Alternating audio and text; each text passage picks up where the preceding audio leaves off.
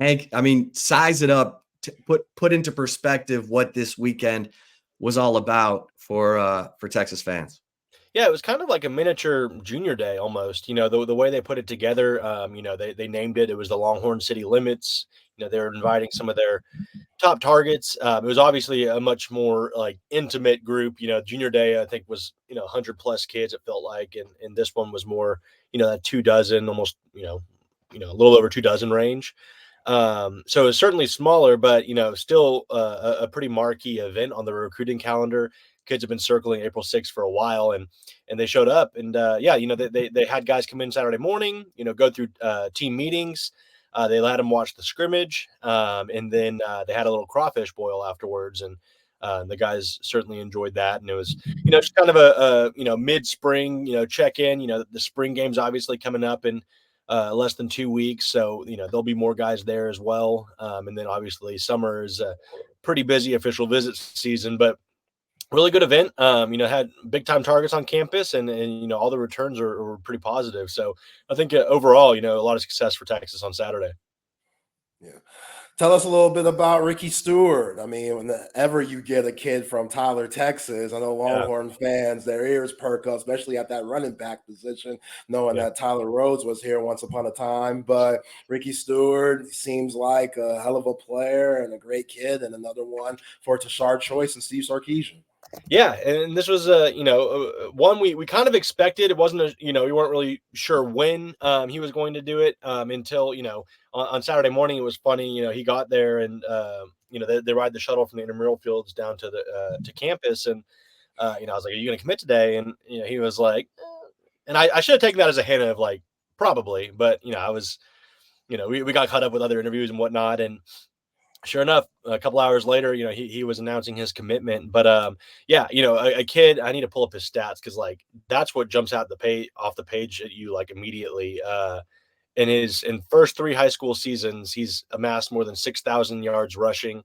He runs track, gotta like that. Last season alone, 2,855 yards and 40 touchdowns to go with 284 yards catching.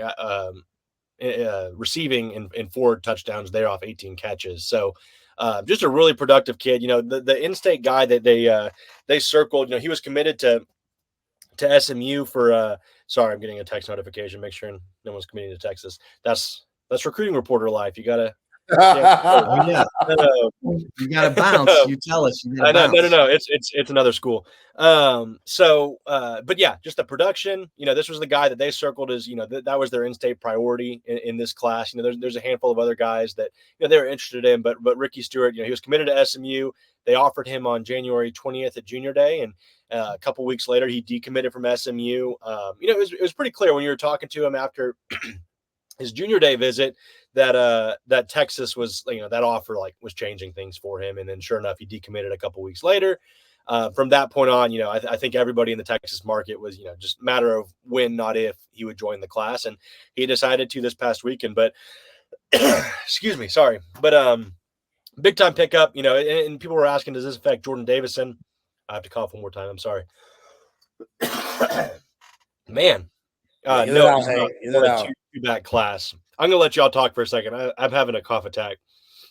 Yeah, I mean, well, Rickey Stewart. I mean, I think you look at it, and he's a 3-star kid, but the production is ridiculous. The fact that he can run the ball, he can catch the ball. He hasn't caught a ton of passes, but doubled his receptions from his sophomore to his junior seasons. And kind of a wiry, leaner guy. Yeah, he's not huge. But yeah, does he remind you of anyone? When I hear wiry, I think of Jamal Charles. But yeah, I think that's a good comp. Yeah, I mean, he 5'10", 180. Can make plays out of the backfield. Running and catching. I just think again, like the production, it's just like insane. He's gotten better every year at the high school level. And so, I think he's like one of those guys that like maybe isn't like as flashy of a recruit, But then like they get to Texas 2 years later, you're looking at like Jonathan Brooks, like, oh man, this kid's really, really good. You can see why they liked him so much. So yeah, I think it's a big pickup. And they're still gonna try to get Jordan Davison, the guy from California, and make this a 2-back class. Yeah. Okay, so the guy whose name kind of jumped out at me from the weekend was this kid French, not only because of his talent as a football player, but because he spells his name French. I was like, is that a typo? No, that's how he spells it. Jamie French, right? Yep. Yeah, and it's constantly like when you're writing about him, it's like it's like one of those things. It's like OCD. You have to like add it to your dictionary so it won't keep trying to correct you. But yeah, that was big time guy on campus. And I think all the wide receiver conversation, if you've been following Texas, kind of like from the periphery, is like DeCorian Moore. They got to get DeCorian Moore, but Jamie French is almost held in as much of a high regard as DeCorian Moore. And I'm not going to say like DeCorian Moore is the top target, like that's the guy they want. But and Jordan Scruggs said it best, like 1A DeCorian Moore, Jamie French is 1B. And the all the buzz with him, he was committed to Alabama at one point. Nick Saban retired. He decommitted from Alabama, and all the buzz has been around Ohio State. But he got on campus this weekend, and they're making a major push for him. And we caught up with him on his way out, and he said Bama was in his top 3 now. He said, or not Bama, I'm sorry. He said Texas was in his top 3, and he was like, that wasn't the case when I got here. They just showed me a lot that I really liked, and it's Texas, Ohio State, and Tennessee now are his top 3, and it's going to be interesting because we're talking to people this week, and it sounds like he's not just saying that. It sounds like he's like legitimately interested in Texas, and I don't think it really is a thing that could affect DeCorian Moore. I think they obviously want both those guys. Both those guys are welcome to commit anytime they want. But it sounds like they gave Jamie French, like they really gave him a lot to think about, and he's coming back for an official visit June 21st. So a guy that wants to make a decision prior to his senior year, they're going to get the last crack at him in terms of official visits this summer. So, crazier things have happened, but, everyone's like, oh, he's going to Ohio State, no doubt. Like, but I don't think that's absolutely the case. I think Texas and Tennessee are very much in it for him. And it sounds like they couldn't have really, impressed him more. And another plus, I wrote in the Stampede yesterday was, I was talking to some sources, and it said his family loved it just as much. And, that's a big deal too. Cause you see kids take visits by themselves, like with their 7-on-7 teams or something, or, without their family. But when you bring your family, that shows another degree of interest, I think. And for them to have a good time as well, I think says a lot. So we'll see. He's up there. And, but I'm telling you, if you get a class that, includes DeCorian Moore, Jamie French, and then maybe a guy like Kalik Lockett, who's actually rated higher than Jamie French in the 24/7 Sports Composite from Saxe, Texas. 3 5-star wide receivers. I mean, that would be wild. So, Texas, yeah, you're talking like 2017 Alabama, where you get Jerry Jeudy, Devontae Smith, and Henry Ruggs in the same class.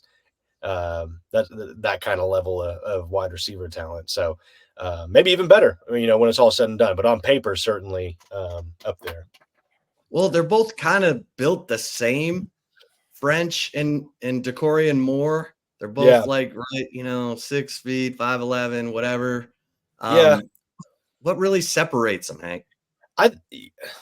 DeCorian Moore just kind of has like another gear in terms of playmaker ability. I'm not sure if Jimmy French runs track, not that like is like a detractor, but I think that shows like another level of the burst he has or the explosiveness he has. But French is actually like standing next to him on Saturday. He is a little bit taller than I thought. I think he's probably actually about 6'1", so he's a little bit linkier, leaner. But I think DeCorian Moore just kind of has that. I don't know what the right word is, but he's just kind of a different level of playmaker, and from what I've seen, it's kind of like splitting hairs, like trying to debate like who's better, like what makes him better. But I think DeCorian Moore, you just see a little bit more from him on tape. Yeah. You talked to Dallas Skyline linebacker Elijah Bo Barnes. He had a good weekend here. What was he like, and how does he fit in with what Johnny Nansen and Pete Kwiatkowski bring to the table? Yeah, he's a guy that he's been to Texas, countless times. He was at Junior Day on January 20th, back this weekend. He'll be back for an official visit this summer. But a guy Texas loves. He and Riley Pettijohn and Matai uh, Tagoa is another top linebacker target. Those are kind of the three guys. But if you want to stay in state, Barnes and Riley Pettijohn are the two guys that Texas is trying to get in this class, and the two guys I think they have the best shot of getting. I still, I have a crystal ball pick in for Elijah Barnes to Texas, and I feel even better about that this weekend. He got there on Saturday morning with his family. We talked to him. Little did we know, we talked to him halfway through the visit. He came out, we talked to him, and you were asking if he talked to Sark today, and he's like, "Oh no, I'm talking to him tomorrow morning." So he spent the night in Austin, went and hung out with Sark on Sunday morning. So I think that's also kind of like, oh, interesting. Like, it's kind of like a little data point that he had a Sunday morning meeting with Sark, but I think he's a guy that a track guy. I think he just recorded a 10.9 in the 100 at his size. I mean, he's pretty quick. He's thick. He's kind of that prototype middle linebacker you kind of look for, and rangy. So, there's a lot to like about him. Good size, plays in competitive district, and just a big time playmaker. So, a lot of reasons why Texas likes him. I think Texas is leading for him. He hasn't said that, but I think, if you're following the tea leaves, following the visits, I think Texas is in pole position for Elijah Barnes. Well, Hank, I'm always asking you about defensive linemen because I think they are the Willy Wonka golden tickets to the college football playoff. Obviously they've got Lance Jackson committed, but and Brandon Brown, but what other news is percolating on the interior defensive line front? Yeah, so they had a few big targets in on over the weekend and the weekend prior as well. So I think like three. I'll just pick three names that I think are like big time guys to watch. Number one is Zion Williams. He's from Lufkin. He was on campus. Actually, like a fantastic interview. And he had his little brother with him, and one of the reporters was interviewing the little brother who was like maybe 9. And the little brother, looked like a seasoned vet getting interviewed. It was hilarious. But no, Zion gave us, an awesome 5 minutes of interviews. He said the biggest thing, he wanted to see this week was just getting to know Kenny Baker. When Baker was hired, one of the first places he went was Lufkin to see Zion. And, Zion was saying, that means a lot to me, to know that like I'm that much of a priority for them. And for him to come back and, actually get to spend an extended amount of time with him on campus. He was, basically that was the purpose of coming to this visit, get to know Kenny Baker, and, leaving it, he felt like that was a guy he would want to play for. And so I think they made a really good impression on him. He's a big time target. He actually probably ate the most too. They had a crawfish boil, but they also, I think they had Mighty Fine burgers there. They gave him chicken biscuits from Chick-fil-A in the morning. And he was like listing everything he ate, and like, it was impressive. It was really impressive. He said he had 5 chicken biscuits in the morning. He had 2 hamburgers, a bag of crawfish, 2 things of Bluebell ice cream, 2 tacos, and a few other things. But I was like, man.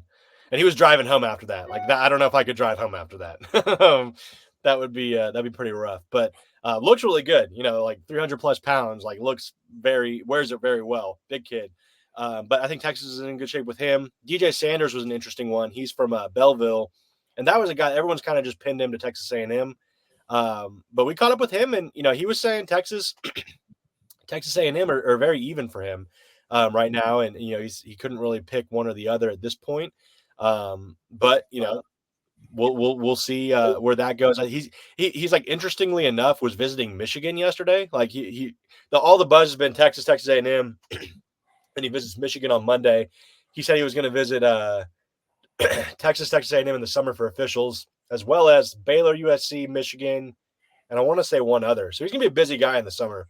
But I think when all is said and done, he's going to pick between the Aggies and the Longhorns.